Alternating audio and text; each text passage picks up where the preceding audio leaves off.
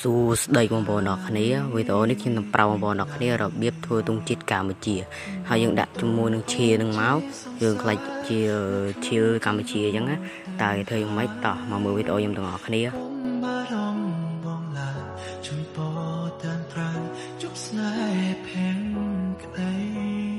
បងប្អូនអរគ្នាច្បាស់ជាឃើញទង់ជាតិទាំង4ហ្នឹងហើយអញ្ចឹងខ្ញុំប្រាប់ពីរបៀបធ្វើតែម្ដងទៅនេះទង់ជាតិកម្ពុជាហ្នឹងតើគេធ្វើយ៉ាងម៉េចតោះមកប្រាប់បងប្អូនអរគ្នាតែម្ដងទៅមុនដំបូងគឺយើងត្រូវយកអីវ៉ាន់ជាមុនសិនហើយអា Trident ហើយនឹងរបស់ហ្នឹងបងប្អូនមិនដាក់ក៏បានដែរបងប្អូនដាក់តា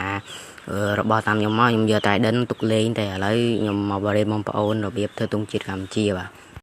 ឡូវខ្ញុំធ្វើការយករបស់មួយទៀតសិនខ្ញុំផ្លេចអាហ្នឹងមួយបងប្អូនគ្នាដាក់តែប៉ុណ្្នឹងមកហើយបងប្អូនធ្វើមក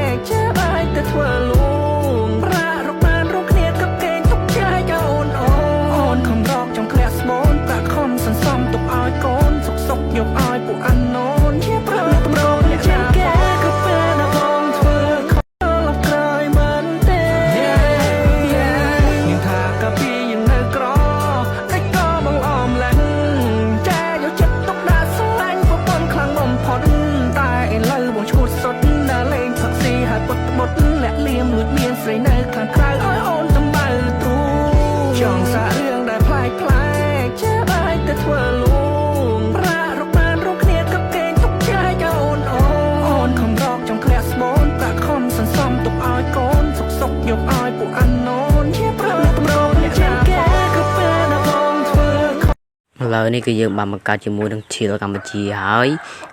យើងធ្វើការបែកឲ្យបងប្អូនមើលតើវាឡយអត់ចឹងណាបាទឥឡូវបែកហើយនេះឡយអត់បងប្អូនគ្នាបាទញូជាចំហយ៉ាងហោចណាស់យើងដឹងថាកតញ្ញូតាធម៌គឺជាអ្វីដែរជប់សិនឯងច្រឡំមនុស្សល្អហើយខ្ញុំដាក់បតមិញហ្នឹងគឺស៊ីជាមួយនឹងរូបយើងមែនតែនព្រោះវាជាបតរបស់កងទ័ពអញ្ចឹងយើងអាចយកអាឈៀងដើម្បីយកទៅ PVP ហើយយើង enchant ជាមួយនឹងរបស់ផ្សេងទៀតអញ្ចឹងណាដូចជាសភៅ mending សភៅ enchant បងប្អូនគ្នាយើងអាច enchant ហើយយកមេសយើងអាច PVP បានបាទ